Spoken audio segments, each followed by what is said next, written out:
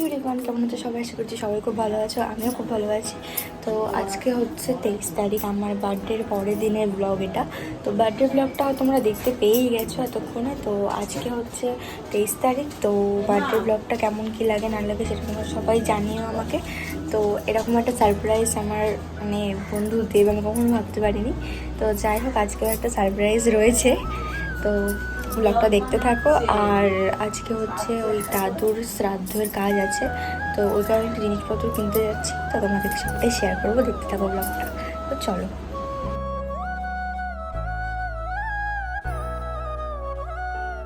তো তারপর বাড়ি থেকে বেরিয়ে গেছিলাম। আর ওই বাচ্চা মেয়েটাকে যেটা দেখছো ওটা হচ্ছে আমার পিসির মেয়ে।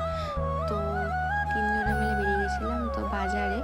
তো মা এখান থেকে কিছু বাজার করে নিয়েছি, তারপরে যাচ্ছিলাম হচ্ছে মিষ্টির দোকানে। ওই দাদুর জন্য মালা মিষ্টি একটু নেওয়ার ছিল সব কিছু, তো সেই জন্য মিষ্টির দোকানে গেছিলাম মিষ্টি নিতে। তাই একটুখানি ভিডিওটা করে নিলাম, দেখালাম কি মিষ্টি নেবো না নেবো, মা দেখাচ্ছিল। তো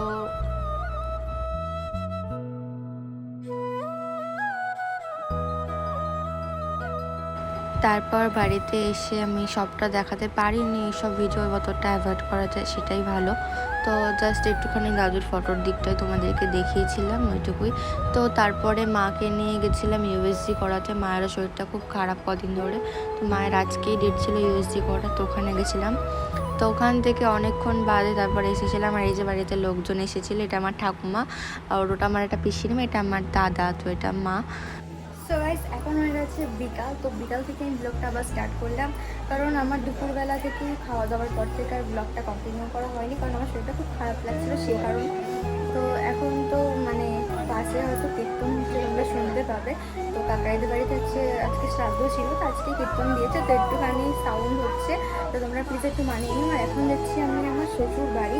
তো কালকের ব্লগে তোমাদেরকে আমি বলেছিলাম যে বাবাইদের বাড়িতে কিছু সেলিব্রেট হবে, ভাইয়েরা মিলে কিছু করবে। তো কালকেই যেতাম, কালকে আর যাইনি, কালকে বন্ধুর বাড়ি গেছিলাম বলে। তো আজকে যাচ্ছি বাবাইদের বাড়িতে। তো চলো গিয়ে ওখানে দেখা হচ্ছে। আর এখন মতো বাবাই নিতে আসছে, আর এখন প্রায় 7টা মতো বাড়ি, ঠিক আছে? তো চলো গিয়ে কী কী হয় না হয় সবাই তোমাদের সাথে শেয়ার করবো। তো চলো। তো তারপরে এখানে বাবাই চলে এসেছিলো নিতে আমাকে, তো একসাথে যাচ্ছিলাম। তো ওখানে আমাকে বলছিল যে তোর জন্য একটা সারপ্রাইজ করেছে। আমি জিজ্ঞাসা করেছিলাম, বাট কিছু বলেনি। তো যেতে যেতে এখন একটুখানি ভিডিও ক্লিপটা তুলে নিচ্ছিলাম।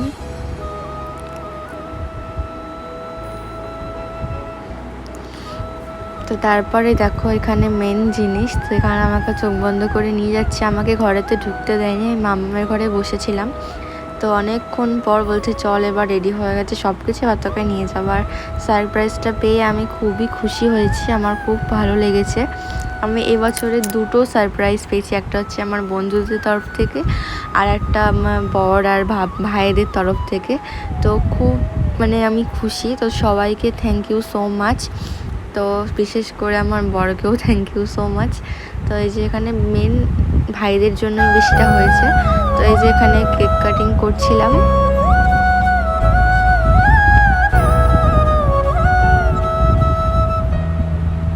তো এই যে ফার্স্ট টাইম বলছি মামামকে আগে কেকটা খাওয়াবো, তো এখানে আগে মামামকে কেকটা খাওয়ালাম, তারপরে সুরোকে মানে বাবাইকে কেকটা খাওয়ানোর পর মানে ভাইদের সবাইকে কেক খাওয়ানোর পরে মানে এবছরটা না আমার 2বার করে জন্মদিন সেলিব্রেট হলো, মানে এটাতেই আমার অনেক খুশি। এবারে আমি দুটো মানে সারপ্রাইজ পেলাম, কোনো বছর এরকম হয় না।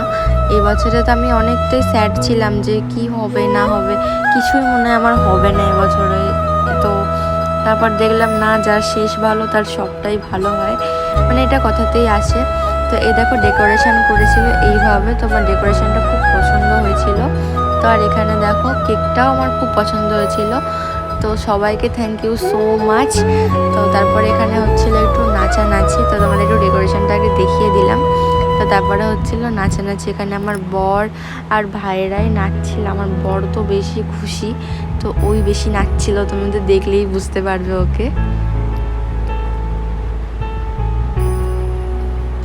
আর তারপরে এখানে আমি যে ওকে গিফটগুলো করেছিলাম, তো সেইগুলো সুন্দর করে সবসময় সাজিয়ে রেখে দেয়, তো ওগুলোর একটু ভিডিও তুলছিলাম আমি। তো তারপর বাড়ির জন্য বেরিয়ে পড়েছিলাম, অনেক রাত হয়ে গেছিলো। এখানে হ্যাঁ মাকে দেখতে পাচ্ছ, আমি বাড়িতে আসার পরে মাকে নিয়ে আবার তেল ভরতে যাচ্ছিলাম, কিন্তু গাড়িতে তেল ছিল না। এটা ছিল আমাদের বারো মন্দির। অনেকটাই রাত হয়ে গেছে, তখন প্রায় রাত 10টা মতন বাজে। তো তখন হচ্ছে না পাম্পে আমরা তেল ভরতে এসেছিলাম, কারণ গাড়িতে তেল ছিল না একটু।